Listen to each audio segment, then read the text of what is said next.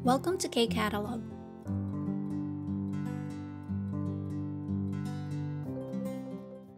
Level 3, Unit 5, Textbook, page 64. Nasa second grammar na po tayo.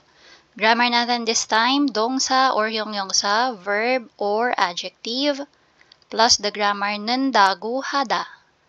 사비 explanation 나텐 주로 다른 사람에게서 들은 내용을 전달할 때 사용한다. 사비 mainly 다른 사람에게서, so 에게서, from, 다른 other, then saram, da른 other, and then saram people. So mula daw sa ibang tao. 들은 내용. So kung ano daw yung iyong narinig. Okay? Whatever you heard, 전달할 때. So 전달하다, to relay, no? So ipapaabot mo or i-relay mo, or you are conveying the information that you have heard from the other people. Yan. So, doon mo daw gagamitin si nendago hada. Sa madaling sabi, sa Tagalog, sabi ni, tapos kung sino man yung nagsabi, tapos yung word na daw. Ayan. So, yun yung pinaka-term na pwede nating tandaan. Daw or sabi ni. Okay? Sabi ni blank, ganito daw. Di ba pag nagkukwento ka, uy, di ba sabi ni ganito daw. Yan. Uy, kumain ka na daw, sabi ni mama. Ganon. Or, sabi ni teacher, bukas meron daw tayong exam. Di ba? Daw. Sige, tingnan natin mga example. Sabi ni Ramin, 오늘부터 항공권 할인 행사가 시작된다고 해요. Sabi ng kanyang kausap, si Chingu, 그래요, 빨리 예약해야겠네요. tingnan natin yung isang example pa rito. sabi niya, 물건을 사기 전에 인터넷으로 가격 비교를 하는 게 좋다고 해요. So, good, tapos dago heyo. So, ibig sabihin, maganda daw, no? Or it's good thing daw. Ang alin, na bago ka bumili ng gamit, yung price daw ay kino-compare sa internet. So, again, yung sinabi ni dyan, bago ka bumili ng gamit, maganda daw na i-compare mo muna yung price sa internet. So, again, daw. 사got yung kausap niya. 그래요. 그럼 아이 장난감 가격을 검색해봐야겠어요. Sabi niya, oh really? Ganun ba? So, sabi niya, then I guess I'll have to check. Okay, 검색해봐야겠어요. I guess I have to check the price of children's toys. Yan. Dito tayo sa second example. 중고 매장에 가면 필요한 물건을 싸게 살 수 있다고 해요. So, anong sabi dyan? 중고 매장. Pag sabing 중고 매장, second-hand shop or second-hand store. So, pag pumunta ka daw po sa second-hand store, 필요한 물건을, so yung kailangan mo daw na gamit, 싸게 살 수 있다고 해요. Ay mabibili mo daw, you can buy it daw, sa murang halaga, 싸게. Okay, cheap price. And then, dito tayo, 은행에서 매년 고객에게 선물을 주는데 이번에는 가계부라고 해요. Sabi, sa bank daw, every year, sa kanilang mga clients ay nagbibigay sila ng gifts. So, this time, bibigay daw ay gagyebu. Yan. So, ano yung gagyebu? Yun yung ating parang parang planner siya or budget list. Yan, listahan ng mga nagastos mo. Okay? So, dito nakarago heyo siya. So, explain natin kung bakit kanina niyun dago heyo, tapos naging dago heyo, tapos this time rago heyo naman. So, dito tayo sa rules. Number 1, nendago hada, tsaka niyun dago hada. So, kapag ang dudugtungan mo is verb. Okay? So, verb, gawin natin Korean, dongsa, para masanay tayo, no? So, kapag may 받침, nendago hada. Pag walang 받침, niyun dago hada. Yung example nito, itong 시작, okay? 시작되다. So, to start, that's a verb. Kaya, 시작되다, drop mo si da. So, ang natitira is dwe. Walang 받침, kaya niyun dago yung dinagdag. Tapos si hada, naging present form lang. Okay? Niyun dago heyo. So, dito, yung example din, 물려받다. Ibig sabihin po ng mulyo bata is to receive, no? Parang mamanahin mo yung used clothes or used things ng isang tao. Okay? So, mulyo bata, to receive something that is already used. And then yung akida naman is to save or tinitipid mo, kumbaga. So, dito, mulyo bata, drop mo si da, may batchim kaya 받는다고 하다. Again, pag may batchim, 는다고 하다 yung idudugtong. So, akida, drop mo si da, walang batchim, kaya 니은다고 하다. Tapos, ito namang si dagu hada, ito ay kapag hyongyongsa or adjective ang dudugtungan. So, kapag adjective, may batchim or wala pong kaso, simply add dagu hada. Sada, choryom hada, so dito walang batchim, dagu hada. Choryom hada, drop mo si da. So, dito pala, no, pareho na walang batchim yung example nila. So, paglagay tayo nung may batchim. Okay, so, example, itta or opta. Meron or wala. Ayan. So, ito, pareho sila adjective. So, pareho lang na dagu hada. Ittagu hada or optagu hada. Sige, another one. Chupta. Ayan. So, yung cold. So, magiging drop mo si da and then simply add dagu hada, chuptagu hada. Or gusto mong gawing present tense, chuptagu heyo. Yan, malamig daw. Okay? Tapos, dito, yung sa tip sa baba, sabi, 명이다는 명이라고 하다를 사용한다. So, ito yung nasa last example natin. Si 가계부, hindi po siya verb, hindi din siya adjective.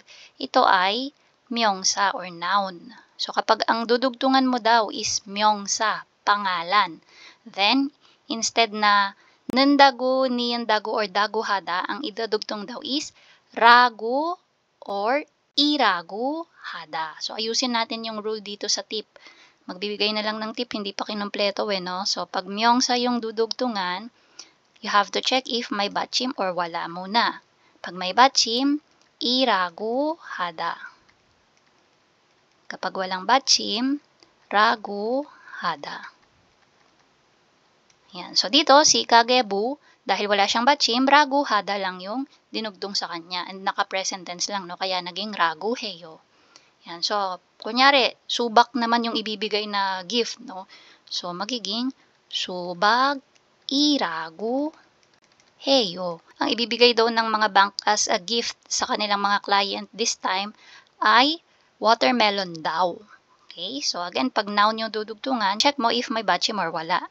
Okay? Again, pag may batchim, iragu hada. Pag walang batchim, ragu hada.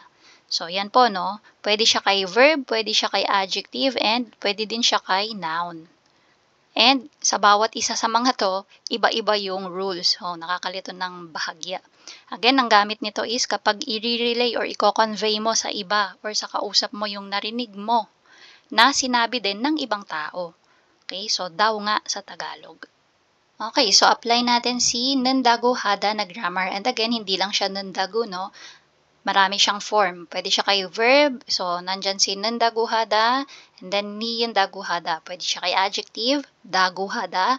Pwede din kay noun, irago hada, rago hada. Again, yung gamit nito, yung daw. Narinig mong sinabi ng iba, ikukwento mo naman sa iba din. Okay? Or sa kausap mo. So, dito, sabi, 다음 보기와 같이 친구에게 들은 이야기에 대해 이야기해 보세요. So, gawin lang natin yung ginawa dito sa example. So, paano ba yung ginawa niya? Una, dito sabi, 돈을 절약하려면 어떻게 하는 게 좋을까요? 친구들에게 들은 이야기를 말해 보세요. So, parang inulit lang yung instruction. Sabi niya, kung gusto daw makapag-save, okay, if you want to save money, 절약하려면, 어떻게 하는 게 좋을까요? Ano daw ang, or paano daw ang magandang gawin? 친구들에게 들은 이야기를 말해보세요. So, sa kausap mo or sa kasama mo this time, kunwari may kausap ka, no? So, si 친구. Ayan. So, kung ano yung narinig mo na sinabi nung iba, yun yung i-convey or i-relay mo dun sa kausap mo ngayon. So, ito yung mga nagsabi. Si Jamshid, si Ramin, si Iring, at saka si Angela. So, si Jamshid muna, ano bang sabi niya? 직접 수리하면 비용을 아낄 수 있어요. So, sabi niya, kapag daw directly ikaw ang nag-fix ng kung ano man yung nasira, so yung babayaran mo sa pampaayos ay matitipid mo daw, akil su 있어요. So, ikaw na to, kunyari, no? So, ikaw na yung magkukwento kung ano yung narinig mong sinabi ni Jamshid. Kwento mo siya or sasabihin mo siya dun sa kausap mo. So, sabi niya, Jamshid 씨가. So, nilagay niya yung pangalan nung nagsabi. tapos, 직접 수리하면 비용을 아낄 수 있다고 해요. So, dito, nag-end with 다고 해요. Bakit siya 다고 해요? 아낄 수 있어요. Ano ang 있어요? Anong word natin dito? 있다. And take note, 있다 is adjective. Kaya, 다고 하다. Okay? So, tingnan natin yung number 1. Paano yung gagawin natin dyan? So, 라민 씨가, so, dito, no, sulat ko, 라민 씨가, tapos, as is, susulat mo to, 미리 항공권을 예약하면, so, 미리 항공권을 예약하면, pagdating kay 저렴해요, so, dito na, mababago. So, ano ba si 저렴해요? 저렴하다. Again, this one is adjective. Okay? So, 저렴하다. Cheap, kumbaga. So, makakamura or mura daw. 저렴. Tapos, magiging. So, yung original form nitong 저렴해요 is 저렴하다. Again, that's an adjective. Kaya, madadrop yung da sa 저렴하다 and mapapalitan ng 저렴하다고 해요. Okay, color code natin para hindi tayo malito. So, dahil ito ay adjective, magiging 저렴하다고 해요. Next, number 2. 이링 씨가 중고차를 구입하면 사요, from the word 사다, which means cheap. So, another adjective. So, ito magiging 사다고 해요. Sabi ni Iring, kapag bumili ka daw ng second-hand na car, mura siya. Okay? So, instead na buying new car, pwede namang, kung gusto mo makatipid, you can buy used car. So, kay Angela naman. So, hindi ko susulat. Sabihin ko lang, you can comment kung gusto nyo, no, para ma-check if tama ba yung inyong pagkakagets. So, Angela 씨가 이웃에게 아이의 교복을 물려받으면 좋다고 해요. Yan. 3. Number 2 instruction. 여러분이 최근에 들은 뉴스나 기사에 대해 는다고 하다를 사용해서 이야기해보세요. 사bi, talk about an article or news that you heard recently. Tapos, you have to use the 는다고 하다 grammar. So, meron tayong dalawang topic. We have 날씨, weather, 생활 정보, information about living. So, dito sa 날씨, gawin natin. So, for example, sinabi ng weather forecaster na next week, malamig ang panahon. So, we have to relay that message, no, yung narinig natin na yon, using yung 는다고 하다 na grammar. So, we can say, 기상캐스터가. So, yun po ang tawag nila dito usually sa weather forecaster, 기상캐스터. So, 기상캐스터가 다음 주, next week, 날씨가 춥다. So, gagamitin natin yung 형용사 or adjective na 춥다. So, paano natin dudugtungan ng grammar na 는다고 하다? So, remember yung ating rules. Kapag 동사 or verb ang dudugtungan, check if may 받침 or wala. Then, choose if 는다고 or 니은다고. Pero kapag adjective, katulad nito, 춥다, so, simply add 다고 하다. So, 춥다, then naalisin natin yung da, no? May 받침 or wala, it doesn't matter. Simply add 다고. Then yung hada, you can make it as heyo or 해서요. Yan. So, heyo or 해서요, same lang po ang ibig sabihin nila. Anyway, narinig mo na. yung bagay na yon. So, pareho sila na past tense na yung ini-indicate dyan. Whether heyo man yan or hesoyo. Ang difference lang nila is kapag heyo yung ginamit mo, siya yung kumbaga mas recent, no, na narinig mo. Pag hesoyo, yung time frame niya is medyo mas malayo. Kumbaga mas matagal mo na siyang narinig. Okay? So, yan. Kisang kesto가 다음 주 날씨가 춥다고 해요 or 춥다고 했어요. So, dito naman tayo sa 생활 정보. So, dito kahit hindi na natin kunyari narinig or nakita sa isang article, no?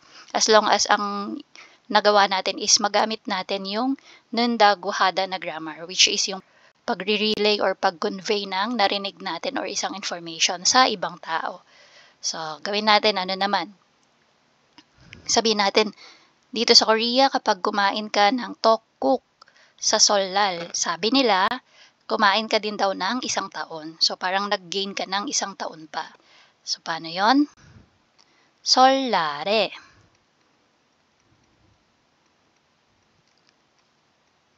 떡국을 먹으면 1 살도, so 1 na lang yung gamitin natin, no? So, 1 살도 먹는다고 해요. Okay? So, again, ito yung ibig sabihin sa solal daw, pag kumain ka ng tteokguk, kumain ka rin daw ng 1 taon or nag-gain ka din daw ng 1 taon. Yun yung pinaka-ibig sabihin niya. Again, nire-relay natin tong information na to, kaya ginamit natin si nendago hada. Bakit nendago yung dinugtong ko? Kasi yung ginamit natin is verb 먹다. And dahil may batchim si 먹다, nendago. Yan. So, yan po yung example natin for item number 2. Puntahan natin tong danojang additional vocabulary. Surihada meaning repair. So, pag ikaw ay magpapagawa, no, may i-repair. Junggocha means used car or second-hand car. 물려받다. Ito yung literal translation niya is to inherit. Yan, or minana mo. Pero yung ginamit na word na to dito sa topic natin for Unit 5, ito yung nare-receive mo, yung something na nagamit na ng ibang tao. Okay, so kumbaga, binigay sa'yo.